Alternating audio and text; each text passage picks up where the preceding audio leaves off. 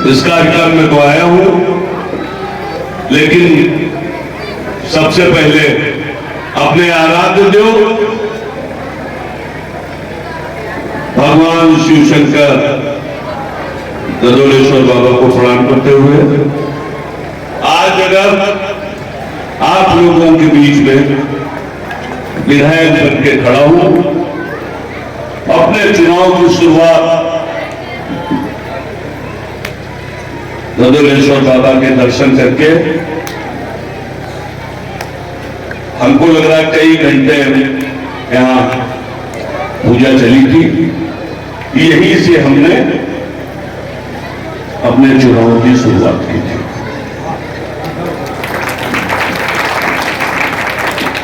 जहां तक हमें याद है, रुद्राभिषेक का कार्यक्रम भी यहीं से चालू हुआ था। प्रमोद भैया हमारे बड़े भाई हैं,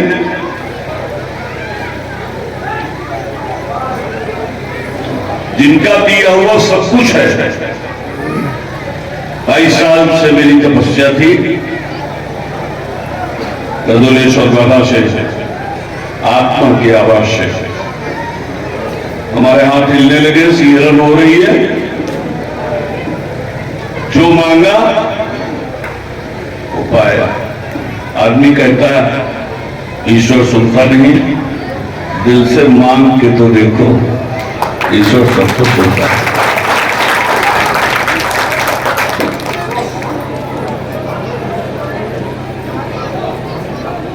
प्रमोद भैया ने हमसे बहुत छोटी बात कही। पिछली बार आया था, कहा था कमरा बनवा दो।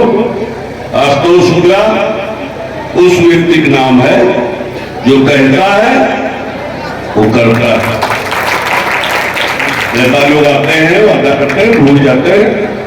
हम वही कहते हैं जो करके दिखाओ। जिस काम में विधायक निधि नहीं लगती है, वहां मेरे पिताजी की पेंशन मिलती है, मेरी माताजी की 88 साल उम्र है, वो भी प्रधान अध्यापक है, उनकी पेंशन मिलती है।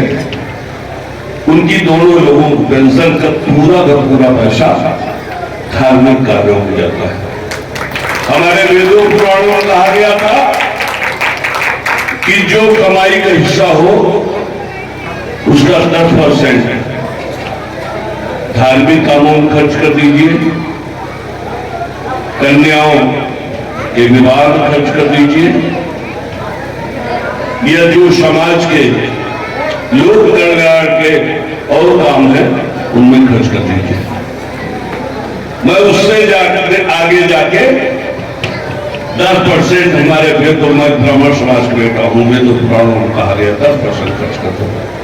मैं वार्षिक जो हमारी कमाई होती है अपने व्यापार से, 34 साल से व्यापार कर रहा हूं, 58 साल मेरी उम्र है, उसका आधा पैसा धार्मिक कामों में, लड़कियों की शादी में खर्च कर देता हूं। उसकी कभी मैं फोटो नहीं खिंचवाता, मैं उसका प्रचार करता हूं। प्रमोद भैया ने बहुत छोटा काम कहा है, इसके ऊपर तो मैं भगवान भोलेनाथ जी के लिए कहना चाहूंगा, धरती की है क्या विशाल, धरती की है क्या विशाल, आ जाए अगर बैकुंठ उसको भी न्यौछावर कर दूं, बाबा के चरणों में रखो। एक बात प्रभु भैया ने कही है, लेकिन दूसरी बात मन महसूस के रह गए। आधी बात निकली लेकिन पूरी बात नहीं कर पाए। हमारी जो बिटिया रानी गांव की बैठी है, इसमें गरीब घर की बिटिया रानी बैठी, इनकी शादी ब्याह के लिए स्थान के दे दीजिए। अगले साल जब इस कार्यक्रम में आएंगे तो जो सीढ़ी स्लेट है और जितनी बढ़िया गेस्ट हाउस होता है, आप लोग गेस्ट हाउस भूल जाएंगे, उससे बढ़िया एक पराशाला बनवा के आपका भाई, आपका बेटा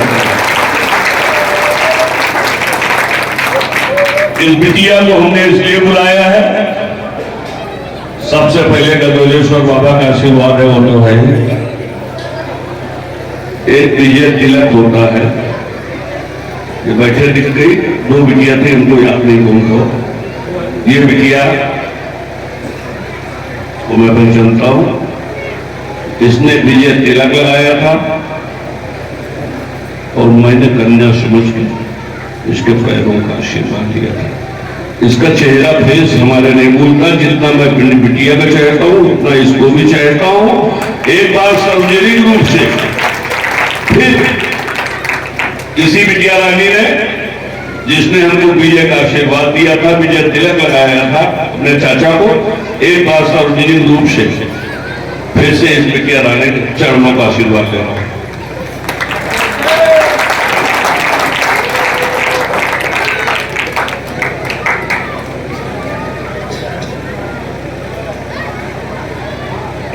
इसके साथ ही साथ आज जिस कार्यक्रम में आए हैं, सबसे पहले मर्यादा पुरुषोत्तम भगवान श्री राम जी को प्रणाम करते हुए,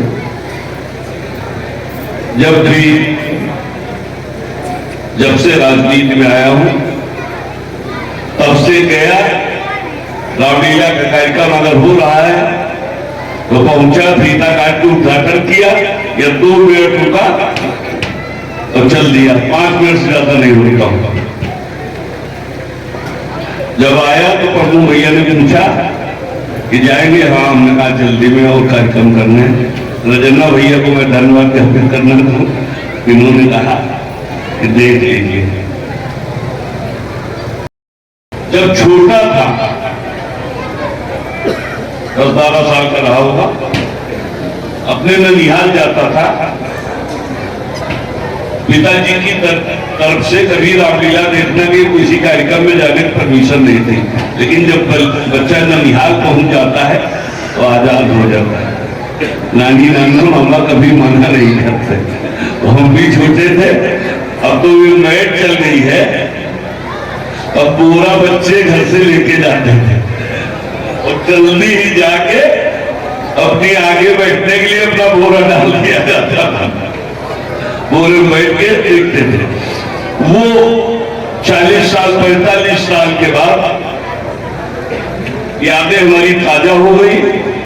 सामने जो हमारी माताएं बैठी, जो बहनें बैठी, सबको ये विधायक नहीं पेशवारा सेवक आशुतोष शुक्ल आपका भाई सबको प्रणाम करता है। माताओं को अपना बेटा समझ के सदैव आशीर्वाद देते रहना।